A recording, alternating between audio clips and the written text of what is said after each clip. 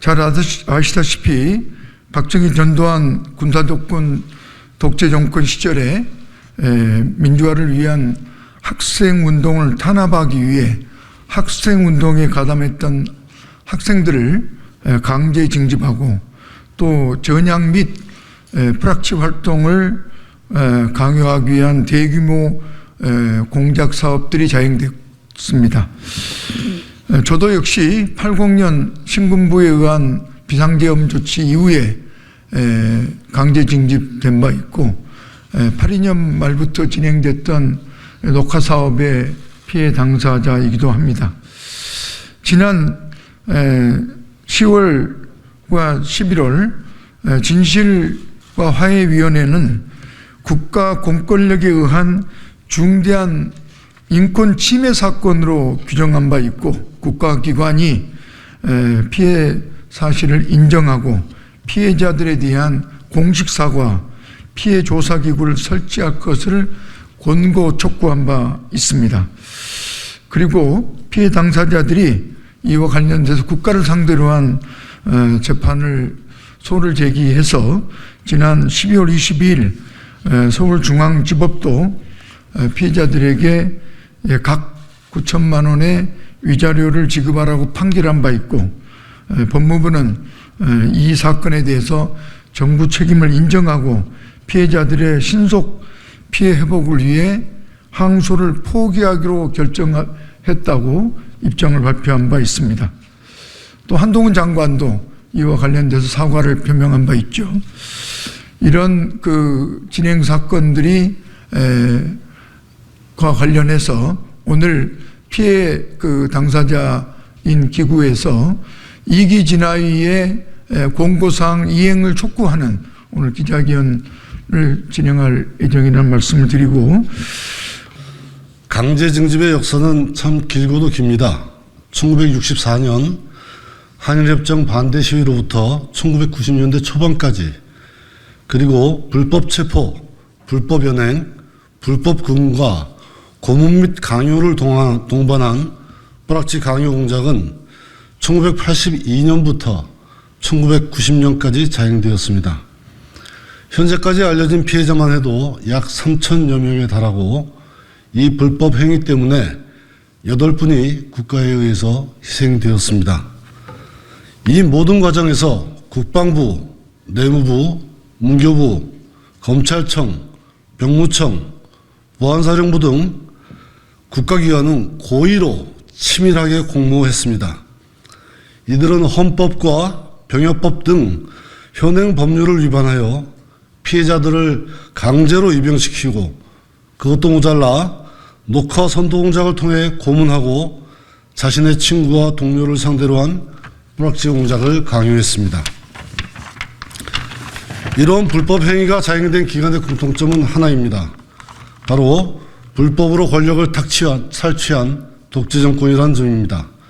자신들의 권력을 유지하기 위해 당시 반독재 민주화 운동의 핵심 세력이었던 학생운동을 와해시키고자 이러한 불법을 저질렀던 것입니다.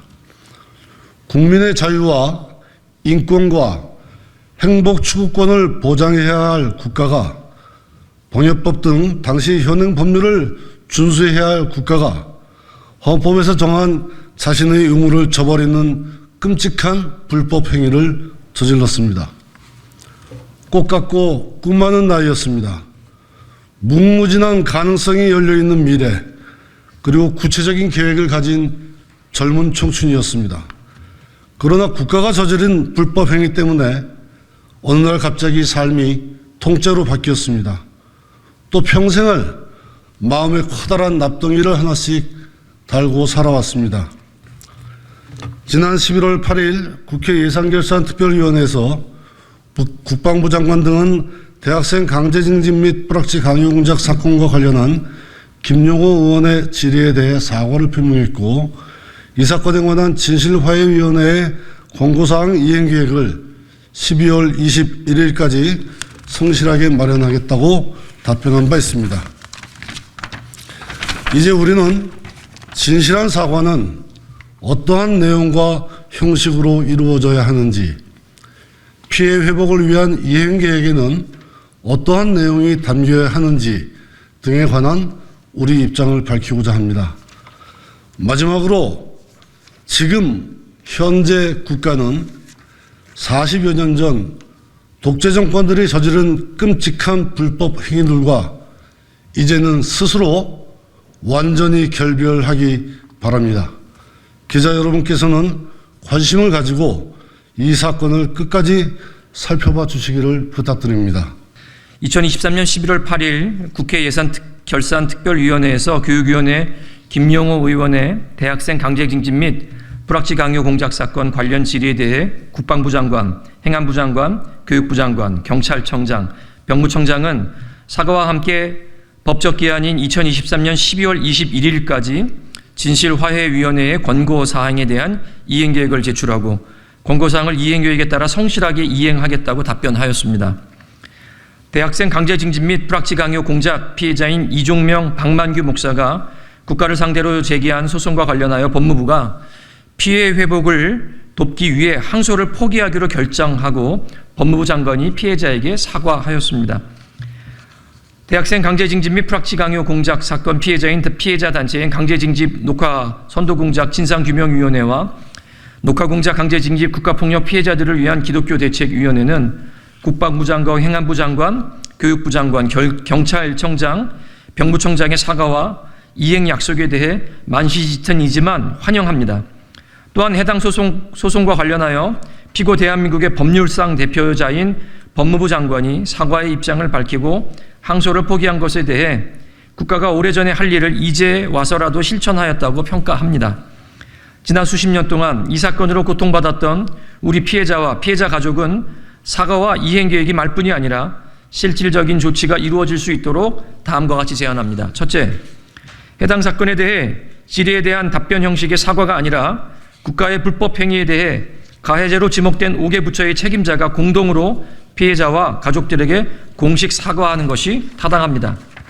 또한 사과문에는 사과의 구체적인 내용, 재발 방지와 피해의 실질적 회복을 위한 내용, 강제징집 및 불합치 강요 공작과 관련하여 의문사를 비롯한 개인별 피해 사실을 장기적으로 조사할 독립기구 설치에 대한 내용, 피해자들이 지속적으로 겪고 있는 신체적, 정신적 피해와 트라우마를 치유할 수 있도록 의료 접근권을 강화하는 조치의 내용이 반드시 포함되어야 하며 이 밖에 국가의 불법 행위와 이로 인한 피해 사실을 명백하게 밝힐 수 있도록 모든 관련 자료를 당사자들에게 완전히 공개될 수 있도록 명시해야 합니다.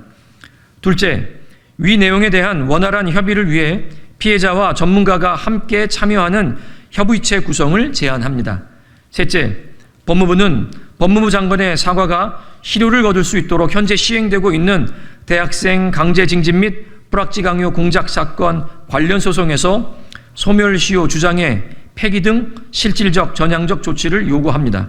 넷째, 피해 회복과 재발 방지, 피해자 전수조사 등을 위한 특별법 제정에 법무부가 적극 나설 것을 요청합니다.